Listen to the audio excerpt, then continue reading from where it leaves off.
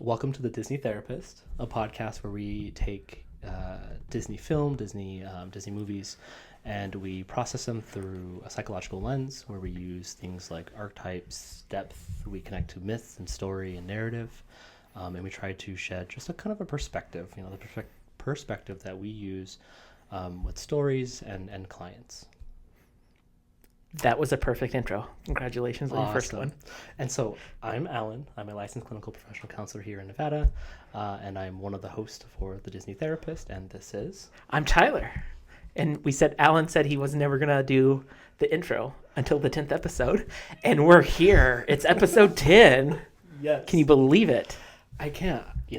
I'm having so much fun with it, and Tyler does all the editing, so I love when I wake up, when I see that a new video has been posted, I check it out immediately, and I still can't believe that I've put myself out there and done this. So I think this is probably early to say it, but I love when I'm able to kind of check up and see the comments that people have. I always kind of puts a smile on my face.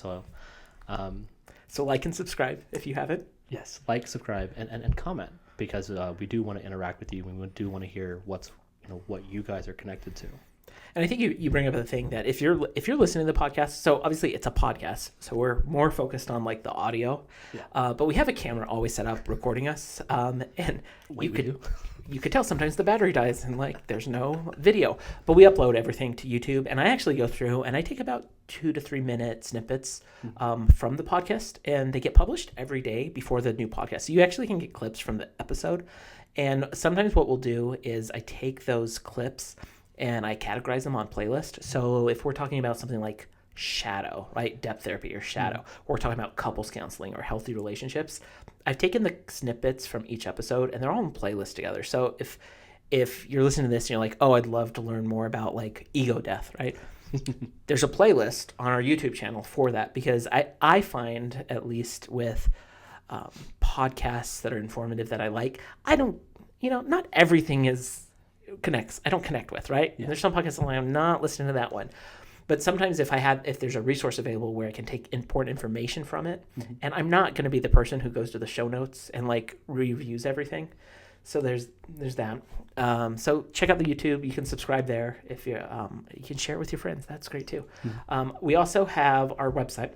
Yeah. And on our website, we actually anything that we talk about gets listed and categorized on there.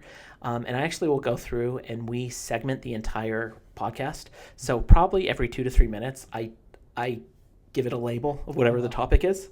And you can click and listen to that too. And that's when we talk about show notes. I break everything down so you can get clear access to it. And if we talk about a movie, I'll like link to the movie. So if you don't have it, you can find it on Amazon. Or if we talk about other YouTube videos or other podcasts, I link to all that stuff. So anytime we list the show notes, that's what's on the show notes. You didn't even know all that, did you? I was about to say, I appreciate everything that you do, because it sounds like it's a lot. It's nothing. That's what we enjoy. Why we do this. We like it. So that's all the office talk at the beginning. What are we talking about today? So we are actually looking through Moana from kind of our psychological perspective. And I think we will begin talking about kind of the thoughts that we've had beforehand. So it's actually like reversed. So what kind of thoughts did you have when you were starting? So right before we hit record, you were like, I don't know how I feel about Moana. Because we've really only picked movies we've liked to this point. And I picked this one. I like this movie.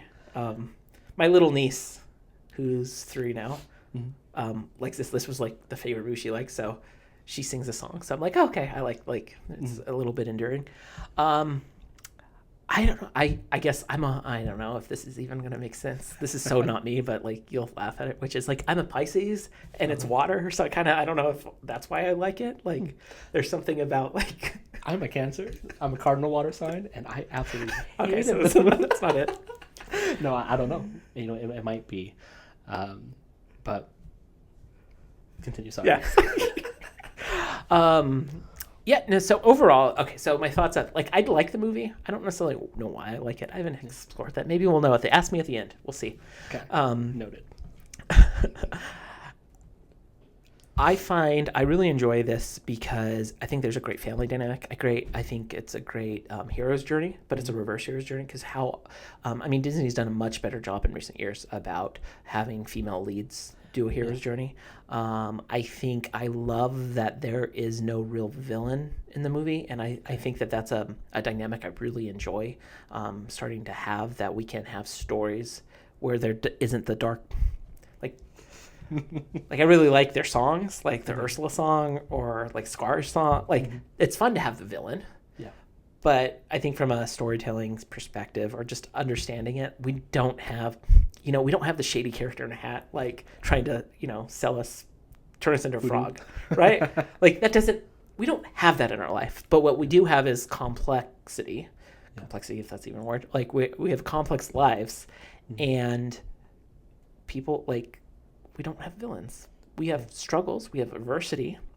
So we have to learn to work through that without being able to identify. And I think the movies like this, and this one I really liked because of the way it ends. Yeah.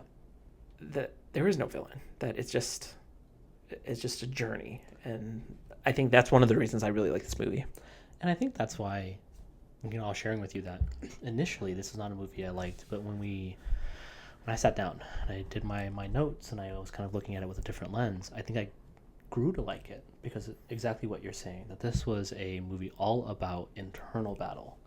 Our complexes, our wounds, our traumas, and how they show up, how they affect us, how they prevent us from connecting, and how they might halt us from individuation and growth. Some of the language I had was like shadow. That's definitely going to come up. The concept of shadow, and then also like this is about finding our own destiny, even when that doesn't live up to family expectations. Yes, and I think that's really deep with a lot of meaning and that we can pull from. Any other thoughts before we dive into the movie and look at some of the things that happened? No, I think that was kind of the big one, is the the individuation process, right?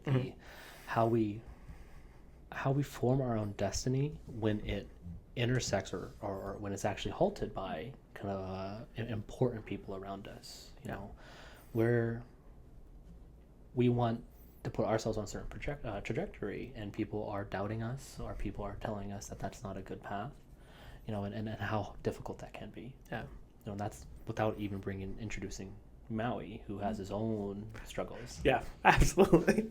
So when so the movie starts off with talking about Tafiti and how Maui is the demigod who stole her heart, and then Takal comes and Grandma's telling the story to all these young ones, traumatizing these little kids. Yeah, it was really scary. Yeah. Do you have any thoughts on that? I have something. I just wonder. I do, only because I did catch your notes when you were writing it. So I loved where you took it, so I can't wait for you to share it. Okay. So, no camera. It's just and audio. Huh? Uh-oh. Oh, no, okay, good. It didn't stop recording. Okay. It just paused it. I'm like, Freeze what? Okay. This is how I sync it. Just that way it's synced. Okay, so there's a few different things that like come to mind even now thinking of it. So first I'd like to dive into like Grandma telling the story. We actually just did a training on this, like, right? But like myths are and Joseph Campbell talks about this, like myths, stories throughout the eons got passed down to us to teach us lessons, to tell us fundamental truths about the human condition, right? And then they get convoluted, mixed up, and that's why we do this, right? Is that Disney is giving us stories about the human condition, and what we're trying to do is take things that we see and like make it palatable versus like it just being like a fairy tale, like, oh, that's simple. Like we're trying to look at the depth of it. So I love that like Grandma's doing that. But the thing is, she's doing it and she just thinks it's like maybe a story, and maybe she doesn't, but like it is real. Like the myth has a purpose, is actually meaning something. And I think, so really kind of the tailcoats of our training, right? That I think to Grandma, it wouldn't be myth, right? It would be what they describe. It's her belief. Yeah, her spirituality, where I think that Grandma does believe it. And she is sharing kind of her truth. And I think that why it's so important for the myth, the story, why it's so important for us to be talking about the narratives in these films. And what I really got from kind of our training was that myth and story help us feel connected it allows us to see that other people go through this too, that other people can understand and experience things this way. So if a story has lived, I think it's because it's mattered to somebody. Yeah, that connects us to them. Well, the part where she's like, I'm the village crazy lady, right? But I think it can speak volumes to when we have our own belief system, when we know what we believe, when we have our own myth, our own religion, our own spirituality, we know who we are, and we live our truth. Mm-hmm. We're looked at as weird. Yes. Right? Like, I think I always like Dave Ramsey stuff, like about like not having debt and doing everything else. And his big thing is like, your friends will think you're weird because you don't go out to dinner. You don't do things to get to a new place to live. And I found that very true. Like, you tend to beat to your own drum when you're living the way you want to live. But what a beautiful place it is, because when you beat to your own drum, you don't care what the other music is. You're beating to your own drum. And I think something even more beautiful about that, and I might be reaching, of course, and that's kind of that's what I do here. That's what we do. That we beat to our own drum, but we're still producing kind of our own sound. We're producing our own music, and that's to attract people who are like us and like this. You know, I think that grandma, she is very confident in her spirituality, her story, and so she is going to continue to share that and to hopefully connect with others, and she does, right? And it introduces our first conflict in the film, because Moana hears this story and is attracted to the story, but she is also bound by obligation as the chief's daughter. Yeah. That how many times do we have obligations that get in the way of us marching to our own drum? Yep. I think that's a great poster for what individuation is. You know, individuation isn't always easy. That we are going to have to step on toes, and we're going to have to enter uncharted spaces to do so. Because individuation is this counseling term that gets thrown around all the time, but it really just means separating from where I've come from and becoming who I am. And we all do that to different degrees, and we actually have a label for it, World War II, which is called the Terrible Twos, because that's a level of like, before that, you didn't know you weren't part of mom, and then all of a sudden you realize you can say no to things, and you can ask for things, and we all have these different layers, and we have to learn to identify them and continue to try to individuate as we grow. And that's something that we're always doing, right? Yeah. Individuating maybe from our family of origin, from our culture, from one part of ourselves to another.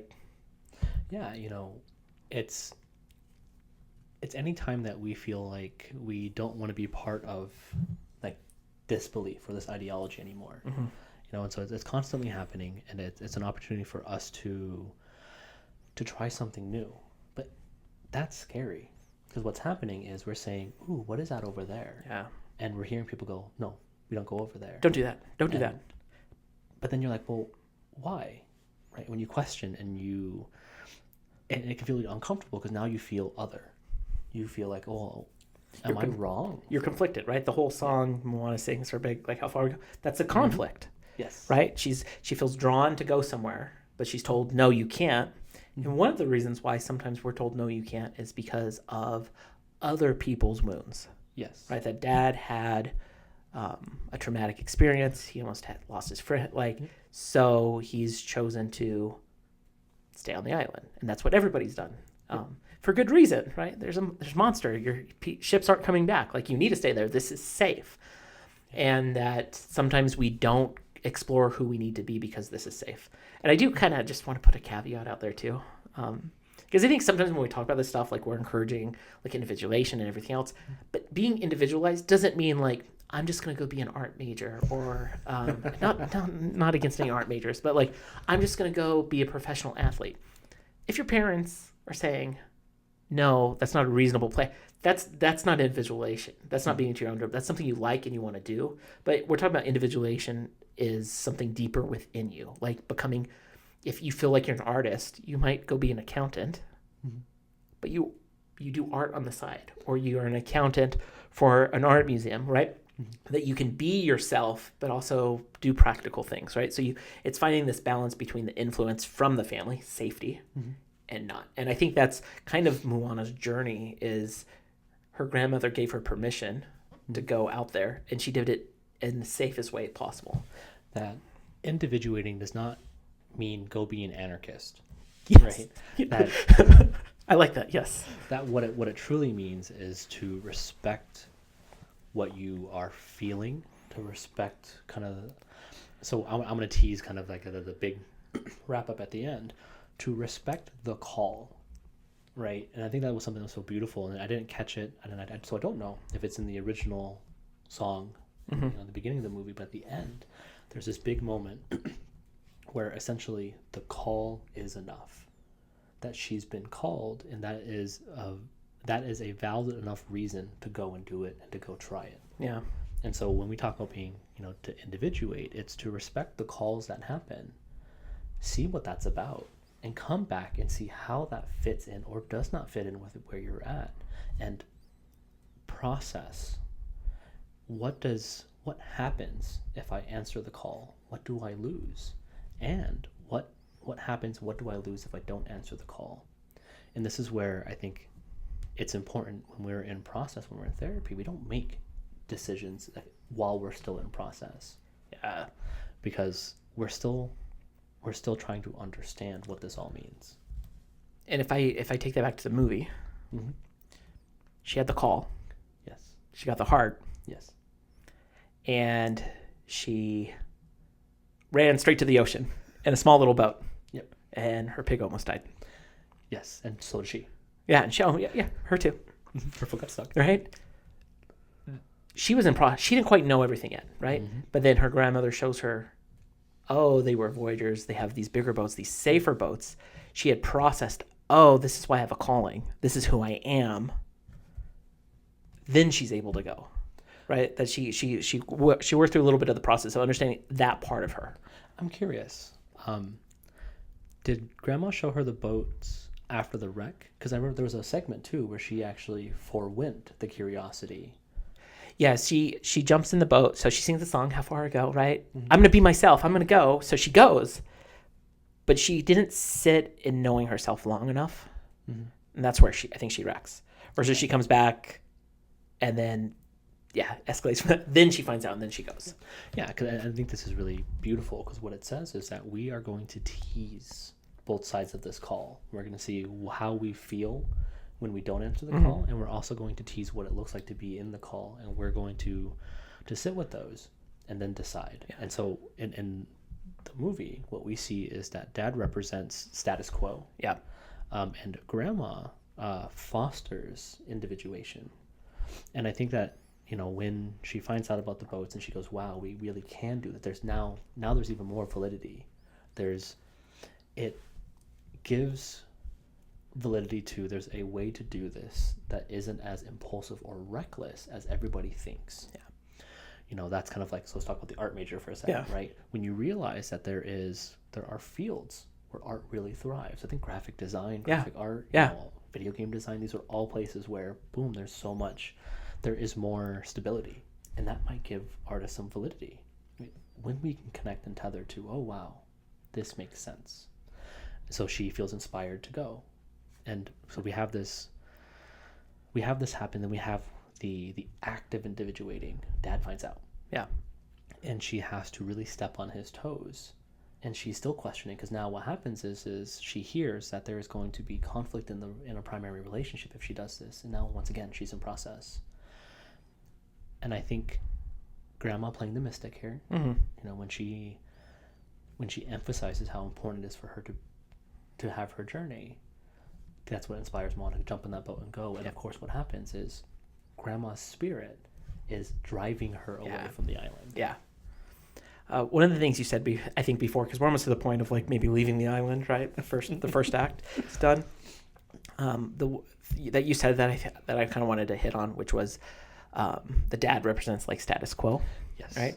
And I actually think that sometimes we use the language that, at least for me, activates this feeling of like, oh, that's bad, right? Like he's standing in the way, like down with like almost that anarchist energy.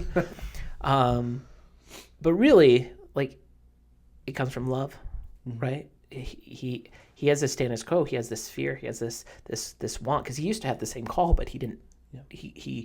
He has a level of responsibility that he knows he has to live up to, right? And that this is why sometimes conflict in relationships is so hard, is because everybody's needs and wants are valid. Yes. Right? He's there to take care of the whole tribe. Like, he's not being unrealistic or unreasonable with anything he says, but it gets in the way of her journey. And this is where, like, finding this balance between how do we navigate that? And this is why sometimes we have certain conflicts just continue to come up for us time and time again, is because these things don't go away. We just have to learn to recognize them and know what to do with them when they come up. Yeah. So even more so with Dad, what we learn is he's traumatized. And because of his traumatic experience, he has shrunk his world. And I think that's something that I think somebody had, it's I'm going to butcher it, but it's a quote from Jung, which basically talks about how, like a complex or something that compels us can make our world smaller. And the only way to kind of open up our world is to lean into that. And so something that we're recognizing is that when he had this opportunity to go out and to sail, that his experience had traumatized him and made his world smaller. And that's what allowed him to buy into the other side of the story. And I think that he says a rule that keeps us safe. Yeah, and he actually has to say that, because if he doesn't say that, then that puts his sacrifice and it puts that wound into this really murky space where it might not be valid. Yeah, absolutely. So I think that moves us into the next section that we will jump into when she leaves the island. Okay, guys, thank you so much for listening. This is our little break that we do halfway through the podcast. So if you could make sure you subscribe and leave a review for the podcast, that would be great, because it helps the podcast grow. When you leave a review, iTunes or your favorite podcast player is like, oh, this is important, and shows it to more people. Then more people can hear and more people can love it, just like you do. So thank you for leaving that 5-star review. We would really appreciate it. And with that, we will get back to the show. Okay, so where we were at was Moana just left the island, and I'm like looking at some of my notes. I'm like, wow, I have a lot still on the island, but let's just continue, because we're already at that time in the podcast to move to the next section. She leaves the island. She gets into a storm. She washes up. She finds Maui. Then she goes on the real hero. I mean, a lot more of the hero's journey. Before we get there, though, something that was really interesting for me is, when that happens, she actually asks the ocean to do it for her. And the assumption is that it's not, right? This big storm is happening. And kind of what I jotted down in my notes was that the ocean offers assistance but cannot do it for Moana, right? And I think that's really going to be interesting as we continue through that hero's journey, because when we get into next is she's introduced to the other hero of the story. So I'm curious what your thoughts are when they introduce Maui. When they introduce him? One, who doesn't love The Rock? That's the first thought, right? Yeah. As a character in the movie, he is, I wrote, he's the fool, right? We've talked a lot about the fool archetype in previous episodes, so on YouTube there'll be the playlist of like archetypes, and this will be probably connected with that. He's just fun. But why he wants to do the right thing, he doesn't do it in the right way. He makes a fool of himself. And he's really kind of the maybe the dark side of the fool, right? It's all about him. Kind of what we talked about with, like, at least it resonates with me right now, thinking of it as like Han Solo, right? When Han Solo is all about himself. Yep. And that's what Maui said. Like, his whole song, You're Welcome, is about how amazing he is. He's all about himself. So that is kind of my first thoughts on Maui. I don't know what else you. So, for me, yes, all of that. Yeah. And it was interesting because I think that what sparked that song was he was triggered. Moana basically said that nobody shares that praise for him anymore, and he gets offended, and that's when he goes into the song. He's like, I've done this and I've done this. He needs to prove himself, and his character. I'm processing because I know that there's so much more that we're gonna we're gonna do this, and like we're starting from the front and the end, and we're gonna meet just right in the middle here. We see him, and we assume he's a narcissist when we first meet him. Right? He's really enamored by himself and what he does, And I think there's a really touching part, and this is something I think I missed when I first watched it, and taking the psychological lens and really paying attention and really showed it. When he tells Moana his story, like, that was such a vulnerable moment, and he shares how he was given up. Mm-hmm. And so now we understand that he's not narcissistic, he's wounded. Well, he is both. narcissistic. He's both. He's narcissistic because he's wounded. And when it shows this piece when we look at people who would actually have narcissist personality disorder, right? An actual disorder that's actually listed, that's diagnosed, right? Mm-hmm. That we know when people are narcissistic and have that disorder or have the narcissistic tendencies, it's usually an inflated ego. Yeah. And that inflation is because I have this deep wound that I don't know how to work through, which we see clearly throughout the story with Maui in the movie. Yeah, we hear how he has to celebrate his accolades, why he's unable, why he's so afraid of the heart, because he knows that was not his greatest moment, and he thinks that one moment invalidates his worth. We see him project his worth onto the hook. Yeah. I'm nothing without my hook. We see him flee if his hook, when a hook gets damaged. Yeah. He is unable to build some of someone's own self-esteem, and that has to be given by the praise of others. Yeah, absolutely. Yeah, Maui. I was like, I wanted to say something about him throwing her in the cave, but it escaped me in the moment. Well, and I think that it's interesting as she convinces him to try to go on the journey. He keeps trying to get rid of her, which just means he's not willing to address his stuff. Yeah, he's being very avoidant.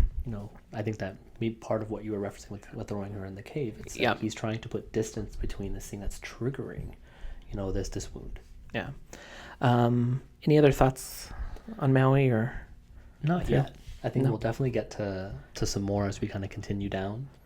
But once we move from this place, if there's nothing else that you have from this kind of interaction when they first meet, I think it's interesting when they start to adventure kind of into the ocean. Yeah. Well, one of the things I wrote was how he was afraid of the heart, and how often are we afraid of things we have searched for, but then when we reach, it doesn't turn out to be the thing we want. Disappointment. Yeah. And how disappointment is probably something that is very terrifying for someone who is wounded about their worth. He disappointed not only himself because he dropped it. He got confronted, and then also I have to assume that he knows that humanity is not happy with the heart being lost. Yeah, that the monster Taka came because he took the heart. Yeah, and so he's terrified because she represents, and the heart represents, this constant reminder of something that he has avoided for, I think, a long time, right? Yeah. It's like 1,000 years or something like that in the movie. Man, can you imagine having to sit in isolation, in avoidance, which means you're probably in process of it the whole 1,000 years. Yeah. Well, it just, again, I think it speaks to sometimes, and this is the thing that people don't recognize maybe about narcissists. We can spot a narcissist. We're they're so full of themselves. We can spot it. But when a narcissist is confronted with something that they did, there's a meltdown. Yes. There's a temper tantrum. And we can see that in lots of different ways. And that's because the feeling of disappointment activates probably, or whatever the temper tantrum's around, is activating some type of deeper wound. And a lot of times it's, you're not good enough, we don't want you, you're no good, right? Those shame narratives exist. So I have to prove how good I am without really recognizing it. Yeah, sometimes I don't feel good enough. Yeah, and he suffered such a big blow that he's just over it. He doesn't talk about any more accolades. He just wants to get his hook. He wants to leave. He wants to go live his life. Yep. And then they get attacked by the coconuts. Yes. Which I think's a great little moment for Moana to show how fearless she is. Which is again why I think I really like this movie, because she doesn't fit the typical mold of a hero, right? From the beginning, she's doing everything she needs to do. Yeah. And I think her actual hero journey towards the end, the way she saw, like, she works through, like, her change, is she's actually becoming more like the chief. Mm. Do we want to just go there? Do you want me to Yeah. put that together? Okay. So she goes through this. So part of the hero's journey is, right, going to the cave, right? So they go and they have the crab, and she deals with, like, she sacrifices herself. She grabs it. She makes a fake heart. Mm-hmm. Like, she's solving all this. Like, she really is the hero of everything. Yeah. And then when she's ready to give up, her grandmother comes, which we can come back to in a second, changes her.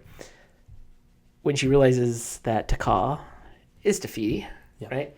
She realizes she needs to be healing and be a leader and just face the hardest thing, which is taking care of someone, right? So the way I look at it is she sees Taka, and it was, okay, that's somebody who's hurting. Let me put this back into you, because that's part of the song, right? Like, this isn't who you are. Yeah. When she has the reprise at the end, and that's her embracing, like, the stuff her dad was actually teaching her, which was take care of people. I didn't have that connection. That's actually really beautiful. Okay, it's interesting because, like, I saw her a little different. Yeah, and maybe we can kind of figure out why I see it different and where we are. I saw her as compelled. I felt like she had to be the hero because she did this big grand gesture where she left and she couldn't come back if she wasn't the hero. And I saw that when Maui confronted her and was making fun of her when he was climbing the tower, and you see her now, she gets mad. Yeah. And she climbs faster than him. Yeah. And she pushes herself, and I feel like that she's hanging on to the identity of the hero because she feels like she needs to. Well, and it's I guess it's a chicken or an egg problem, which is, it doesn't matter. Whenever it's a chicken or egg, it doesn't matter, because for me, I look at it as she got called on the hero's journey when she was a toddler because she showed compassion to a turtle, right? So the ocean saw that and said, this is the type of energy that we need, right? So the universe, in a way, she signed a contract with the universe without even realizing it, that led her to be called with her passion to want to explore. But it was also, she chose to explore, so she has to explore. Right, so it doesn't. To me, it's like, it might be a complex that she feels like she has to be compelled to do this, but she also, like, that was a choice that she made because she heard the calling, right? Because sometimes I think complexes, when we talk about it, can be feel like we have to do it, and then sometimes I think we have to choose to do these things, and I don't know which. I don't think one comes first or second, but in her case, like, I could see that it's very circular. Like, is she compelled to do it or is she choosing to do it? I don't think it matters. It doesn't. And I think what's more important is the process. And I think what we see is there are times when she over-identifies with one instead of the other. And I think that we see that when she confronts, when she's on the, I forget where. Okay, when she is in the boat and she is recklessly impulsive, so once again her impulse control gets the better of her, and she's about to lead into utter destruction. Yeah, and the only way that they survive it is when Maui takes the hit for her, and he's really frustrated because she wasn't listening. And I think that maybe the resolution that you're talking about comes from when she has better balance between being the hero and being active in that, and being compassionate and holding space and slowing down. Which kind of represents for us, as we're all kind of diving into ourselves, right? Because that's what we want to encourage everyone to do, is dive into themselves, is how do we find balance in the things we're compelled to do or we're called to do, so they don't blind us to everything else. Because that's what she did. Like, she was so compelled to put the heart back, to win. She was blinded to maybe the consequences, and then that led to Maui's hook breaking and him kind of devastating her and her losing hope. Yeah, and kind of it goes back to, I think, one of our first points, where it's when we hear the call too much, when it's too loud, we might be the anarchist, and how that causes destruction, right? We have this image, we have this symbol that the anarchist destroys. It's not just someone saying no or fight the system. Yeah. It's someone going, screw the system, burn it down. Burn it to the ground. Yeah, and so I think that what we see is that she is unsure how to respond to these things, And because it's uncomfortable to sit and process it, she just does. And something that she is forced to do when she, after that moment, she has, her relationship with Maui is in ruins, right? She projected the hero's journey onto him. She said something like, you need to do this. And he's like, oh, okay, I'm out. Yeah. Right. And she has that process where she goes, I messed up. I took it too far. When she realizes she needs to do it, right? Yes. That the sitting, that we talk a lot about like sitting in it or holding space. The sitting in it in this movie and her journey was when she threw the heart away. Yep. And grandmother showed up. And then all the images from her past, and there's that song where she looks down at herself. She's like, this is who I am. Yeah. Right? And when she held that space for herself, like, this is who I am. I'm the hero. Mm-hmm. She dove down, got it. She returned it. And how interesting is it that this is the first time the ocean doesn't get it back for her? Mm-hmm. She has to go down and she has to do it. Because I think that at times when she felt like it was too hard, she projected it onto Maui and said that you have to do it. And so when she realized that she has to, and she's going to do, and she's going to choose to do these things, she is more calculated. And instead of rushing in, she's very tactical about it. That we all need to learn to slow down. We all need to learn to try to find balance in our decisions and moving forward with things. Yeah, and I don't know, we skipped the Shiny song. Yeah. But like I said, we're going to meet in the middle here. I'm curious, so we have this huge developmental process going on with Moana. Mm-hmm. Did you want to start with kind of how Maui's process is, where his process is during all of this? What is his journey? What his journey? Well, as any good story, the secondary characters usually mimic the journey of the primary character, which the best movies and shows don't always have that happen. It's good and it's nice when it does. He, at least, I'm trying to think when he really shifts, and I think it's when I don't know when he shifts. I'm trying to try to think of he freaks out when his hook is broken. I think he had two, right? He had definitely the hook breaking, and then he also had the moment. I think I might have hinted at this. He has this moment where he is being very vulnerable with Moana. Oh, it's right after the Shiny scene. Yeah. Where he's half shark. Yeah. Right. And he actually says something very deliberate, and I loved it, and I made sure to note it. And it was, he calls attention to, hey, I'm being vulnerable here. Listen.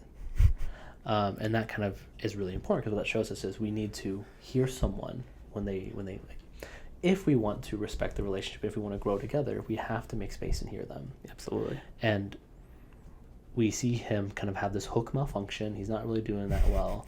And that's when he shares the story. That's when he shares about, why the hook is so important. He shares about how he can't do this fight because he can't use his hook appropriately, so he's just going to fail again. Mm-hmm. And how that is really, re-experiencing the trauma. And she says something like you're you. And, I actually think the verbiage is, maybe this happened for a reason. Mm-hmm. And okay, there it is. That they don't make you Maui, you do.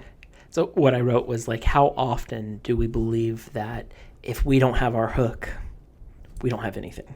Mm-hmm. That we hide behind maybe our education, mm-hmm. our status, our fill in the blank, right? Yeah. We want to hide behind something because that thing is what makes us versus mm-hmm. saying, if that's not there, we're still us. That, calling back to our conversation about addiction, that we can get addicted with being a certain kind of person because it provides us comfort. Yeah, absolutely. Any other thoughts before we kind of maybe wrap up stuff here as we move into the last section? No? Okay. We will move into the last we'll move back in a second. I don't know. We'll see where that breaks. Thank you guys so much for listening to the podcast. We really appreciate it as we move into the last little section here. If you are enjoying the podcast and you've subscribed and you would like to learn more about some of our processes or notes or behind the scenes or even early access to the podcast, all of that's actually available on our Patreon page. So for as little as like $4 a month, you can have early access, you can get to know us, you can pick the show, and you also get to be an executive producer credit on the show notes and on our YouTube channel. So that's kind of fun. So with that, we are going to get back to the end of the episode. Hey guys, I'm just jumping on here, recording from my Mac, and I just wanted to give a shout out to our very first patron, Justin. Thank you so much for all the love and support that you are giving the podcast so far. Now back to the show. We kind of awkwardly left off. We're still working on some cliffhanger. Yeah, cliffhanger. Before we took the little break. So we're kind of moving into the final battle. And one of the things that I wanted to talk about, because we talked about how she already put the heart back, so that's already there. I, from the very beginning, was like, oh, what a great analogy for shadow than this movie. Like, I know you've used, when we talked about like shadow work in the past and what the shadow means, and when you hear that in like psychological terms, like it's really hard concept to understand. But this is like such a great visual that Tafiti is this green, luscious, like Mother Earth goddess who brings light and happiness to the world, right? Yeah.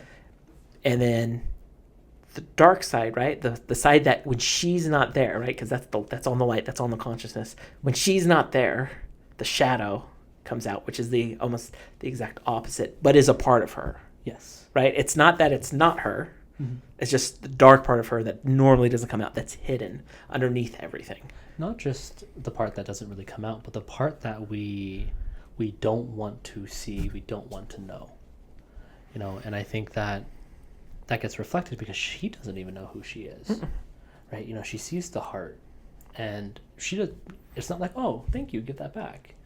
She doesn't necessarily know exactly what it is, but she has a feeling that she's drawn to it. But she doesn't know it's her. Mm-hmm. She has a whole different name in the movie, right? We're not supposed to know. Yeah. That's why I think that... Were you surprised when you first watched it, Tanu? No. I didn't see that coming. I was like, what? And normally I'm good with this stuff. I was like, what? I didn't see that coming. I think they did a beautiful way of representing it. You know, when you go and you see that she's empty and you have like that aha moment with Moana, it's so beautiful. It's like, oh my gosh. Well, and I think just feeling empty, right? Like where she was, the shadow has taken over. And that's why what we can do is get curious about our shadow, get curious about like the dark part, the part of us that we don't want to be seen. Yeah. And we have to learn to like identify it even when we can't see it. Yeah. Because we can't we can't see it. It's hidden from us. So that's where like you will notice like your shadow. Mm-hmm. Usually when you see something in someone else you don't like, it's probably a reflection of you. Like that's a great maybe entryway to start to identify like your shadow. When you get emotionally activated with something's going on that you really don't like, that's something about you. I think, and I feel like this word has become a little bit murky, but when you get triggered, like when you feel like, boom, that set me off, that is kind of how we do it. And I think that triggered word is like such it's an easy way. Interestingly enough, when you were talking about shadow and how like her process with it, I was immediately brought to how her story coincides with Maui. Mm-hmm. How she is wounded, right? Her heart has been taken, so she feels betrayed, and when she's betrayed, she responds with this shadow. Yeah. Much like how we see how Maui is responded to. Or is responding to a wound, and instead of being vulnerable and stepping in as him, he kind of enters with this shadowy space. There's these undesirable traits that we typically try to hide from people. Mm-hmm. So I thought it was really cool, right? You know, he's the connecting force between both these main characters. And I thought that was kind of cool. Well, it's the whole premise of this movie that we did Big Hero 6 a few episodes ago, and that movie was about like connection and family and working through loss, right? The whole movie is just full of that stuff. Yeah. This movie really is all about finding who you are and being okay with it. Mm-hmm. And every character goes through all that, right? Yeah. That even when Moana's leaving the island back in the beginning, her mom packs the bag for her and it's like, I know this is who you are. It's okay. Yeah.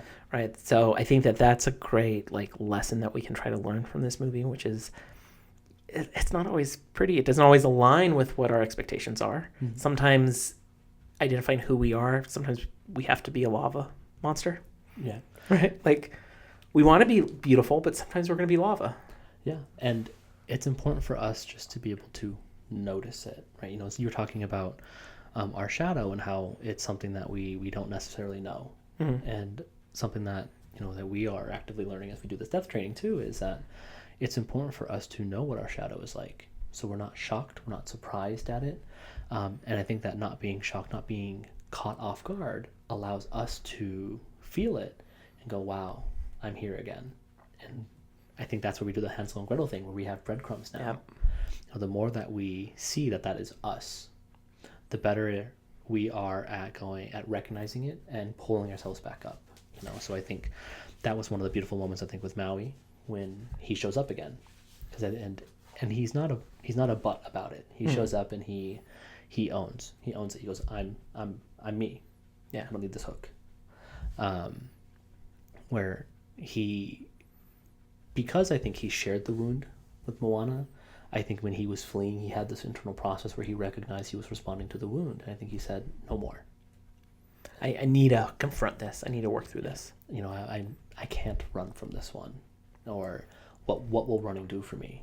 Mm-hmm. You know, it'll keep me disconnected. It'll keep me isolated. And my hope would be that, you know, I can never pronounce her name. The island, is it Tafiti? Tafiti. I was feeling really embarrassed. So I had to ask first. That's exciting.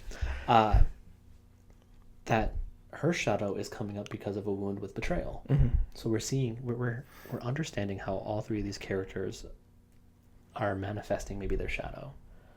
You know, we've got one character who's trying to individuate and become her own. We have one character who's responding to some trauma. We have another character responding to betrayal. And we're seeing how we're not good at handling those, and we get a little nasty. We get a little bit. We can get narcissistic. We can get nasty. We can get doubtful, and how those are all part of the process, because that allows us to see ourselves, and we have to own that. We have to say, "Wow, this is me." You've been able to really, I think, articulate that all three of the characters had these good and bad qualities that came out throughout the movie, and that what you're not hypothesizing, but I think you're clearly trying to state, right? Which is we have to know all the parts of ourselves. We have to just understand it and recognize it when it shows up. And we don't have to do anything with it necessarily, but we just have to know it. And because when we don't know it, it got them, when they weren't aware of their different parts in the movie, it got all three of them into trouble. Yeah. Right? That Tafiti might not have known that if her heart was gone, she was going to become a lava monster, right? Yeah. She didn't protect it. She just had it out there, right? And Maui wanted just to be the hero to everyone, and he didn't realize that if he's always trying to please everyone else, he's going to end up pleasing no one, right? And then that same thing with Moana. Like, she was longing for this adventure, but she didn't realize, like, the adventure that she was actually longing for was to take her whole tribe with her, not just go out by herself. Yeah. So, yeah, I think that's really kind of a neat process. I was like, I don't know. That's when, you know, normally you say yes to me. This is where I'm like, yes. Yeah, absolutely. You didn't need me to do it. Any other last thoughts kind of maybe as we wrap up? I know when we do these reviews, like, I could feel like we could probably go back through, because one of the things, I don't know if we said it on here, but there was so much rich symbolism and so many different like angles we could take it, but yeah. We might, if you like this, we might come back to Moana in the future. We'll see. Yeah. Any other thoughts or anything as we kind of wrap up? No, I think that we hit everything. I think we hit everything that we were intended to in this hour. Yeah. Right. And if we ever reboot it and we do it again, it'll be interesting to see as we grow and as we change what things we pay attention to. And hopefully, you know, as people kind of contribute too, if there are things that they picked up on or things that they wanted to hear more, you know, hearing those things are going to inspire us to come back and do it again. You know, so I think we've hit everything that we needed to hit, and I'm curious to hear everybody's feedback. Yeah, so I think there's nothing. I had a ton of notes, but I might have had a glass of wine or two when I was writing these notes, so that's why there's a ton of them. overall, I just think it's such a great way to like look at the hero's journey. And really, anytime I talk about the hero's journey, obviously that's a thing within movies we're going to talk a lot about, is I always like to bring it back down to like, we all are our own hero. We're all on a certain journey. And yeah, we might have different archetypes, but we all have a hero archetype. And we have to figure out like our journeys and like, when do we need to dive into the depths and fight the shiny crab? And when do we need to confront ourselves and look at ourselves in the water? Like these are all steps that we have to individually take. And I think if you're listening to this, one, you either know us, or two, you've found some value in kind of exploring yourself, especially through the lens of Disney, because I think it's such an easy way to like start to look at yourself. So it kind of makes me want to ask like the question of the day. We haven't asked it to this point, so we're going to wrap it up, which is, if you were going on a journey, like what would your journey be? Like if you, okay, I know that's like really wide open, but like really, like if you were like Moana, if you were called to do something, what would you feel called to do? Okay. Right. Yeah. Like you're asking them to kind of respect that voice that they have inside them, that maybe they haven't been given too much attention what to. were you called to? Like before I went back to school to become a therapist, I was working in the sales world for a decade. That was not my calling. I was good at it. I mean, I made good money. It was felt like, but I wasn't called to it. But there was something about this, and I think I've been fairly successful in my career as a therapist because I'm called to it. Does it make sense? It does. Okay. Cool. Any other thoughts? I'll end on that, like pulling. No. I think that was a beautiful wrap up. I love that question. I'm excited to hear the comments, and I want to see those comments. I want things to respond to. I have to give you the login to respond. Okay. Anyway, with all that, we thank you guys again so much for watching and listening to the podcast. Make sure you subscribe, like, and all that fun jazz. If you have any questions or feedback, feel free to reach out to us in any way possible. We're on all types of social media, and we will be actively responding to that stuff. So with that, we will see you guys next week. Bye. Bye.